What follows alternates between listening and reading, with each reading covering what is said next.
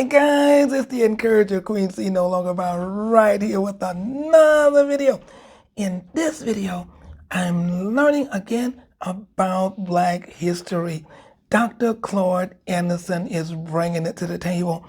Listen, I never knew which amendments was for us. I never knew that there were like 1 through 12 of the amendments, and then all of a sudden there was 13, 14, and 15. Which one of those were really affecting Black people or for Black people? Which ones? Did you know that? Is it better to call yourself African American or Native American? How do we know? What's there for us? Dr. Claude Anderson, I want you to listen to this clip and please leave a comment. We will be back. We'll see you next time. That's why I got lawsuits right now, 1866 Indian treaties. And I found out most Black didn't know that those Indian treaties were for Black folk. And even Obama, every year he was in office, he called 564 white Indian chiefs that come to the White House, give them everything they want. Is that why you use the term Native Blacks as That's opposed right. to African Americans? That's right, Native Blacks. And I want to help all Blacks on earth. But if you don't use the word Native Blacks, you shoot yourself in the head. Gotcha. Because if you say African American, the first human beings came out of Africa. Anybody on earth that comes to America is an African American. You can be white, come from you tomorrow, you're an African American. That makes total sense. And that's the first thing that hurts. So you can't. That's a very, very broad term. Who's an African American? Anybody can be an African American. Okay. Secondly, why is Native American important? Because this nation owes Black folk. 98% of all the Black people in America were here before 98% of all the other people ever arrived. Those Native Blacks, and the reason I say Native because they took them out of Africa, they stripped them of their Africanness. They took away their names, everything, their culture, their history. Then they had a seasoning process for a slave. 3 months was to break him in to being a slave, that he could no longer be identified with African anything. That he was just Black, period. But see, and so the government right now owes Black people, Native Blacks. They don't know African. They don't know African anything. If you say you're an African American, whites say, "Shoot, I don't know. We never enslaved in Africa. We enslaved some Blacks. We got in here, but they weren't Africans. We stripped them of an Africanness." Mm-hmm. And the last thing, your Blackness is your honor, your culture, your history. That's right. It's you know what I'm saying? Mm-hmm. It's your experience. That's right. And we had a very unique experience that makes us exceptional people. That's why I say it's a privilege to be Black. That's right. It's an honor to be in this melanin. That's right. You just as long as you live, you remember me telling you this day that you are special people. Nobody's been mistreated, maltreated like you all. Now, any immigrant came to this country has never been subjected to what 460 years of Black folk are subjected to. Don't say you.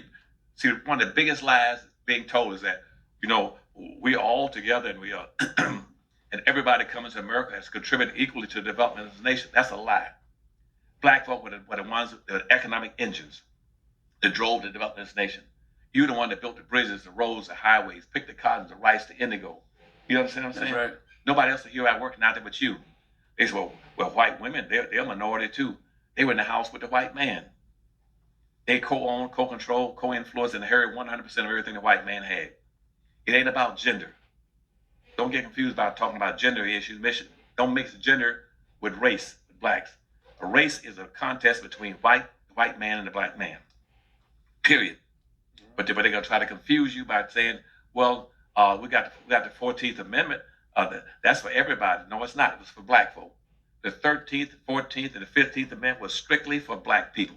13, 14, 15. 15th Amendment and the Civil Rights Laws. Those Civil Rights Laws were strictly for Black folk. Mm-hmm. But again, they diluted it down, and I'm going to conclude now. They diluted it down by saying this, that after the Civil War was over, the North said, we're going to bring in all these immigrants into the country, and they don't want to go south. They want to go west and develop the West. And the South said, yeah, and for us, now the Civil War is over, we're going to give amnesty to all the Confederates soldiers.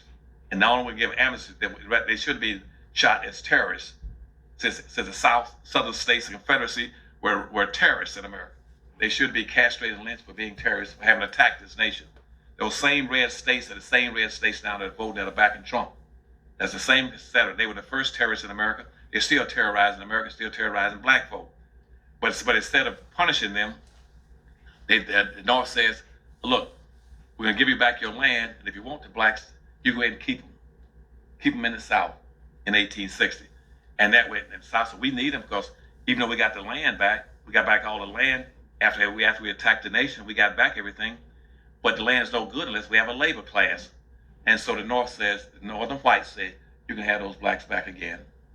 And he went into what we call Jim Crow segregation or peonage on the black codes that locked those blacks into semi-slavery for another 100 years and used them down there from 1860 up to 1960. And that's why when they came out, they should have gone after redistributing the wealth and resources instead of messing around with social integration, civil rights. That's not going to help black folk. Your opportunities in America define about what you own and control. I want you all to get as much money as you can get. My Powernomics says that poor people cannot help poor people. Y'all got to get some money and resources. And once you get it, then try to help your people. And the last point is, don't let anybody tell you that black folk are racist. A black person cannot be a racist. It's impossible in theory and practice for a black person to be a racist. Just because you focus on your own people doesn't make you a racist. A black person, only a white person can be a racist, or a member of the person that controls all the wealth and resources can be a racist. That he can use it to shut down, enslave, Jim Crow, segregate, mistreat people. No black person in America has that kind of power to do anything to anybody. He cannot be a racist. Only thing a black person can be is a reactor to white racism. That's right. All you can do is react. Some white folks said, I saw you on that morning show with Breakfast Club and shoot. All of them are racist. They can't be racist. They don't have the power. They can't enslave white people. There's nothing you can do to white folks. But Dr. Claude, we appreciate you. But I'm gonna leave y'all alone. Y'all are too tough for me up here. I appreciate you, You Dr. invited Claude. anytime. In the legs. So guys, I pray that you learned something from Dr. Claude Anderson. I know I did. I learned a lot, and I will be reading more of his books and getting more of his material. We'll be bringing you more encouraging videos like this in the future. We'll see you in our next video. This is Queen C, the Encourager. We'll see you right here next time.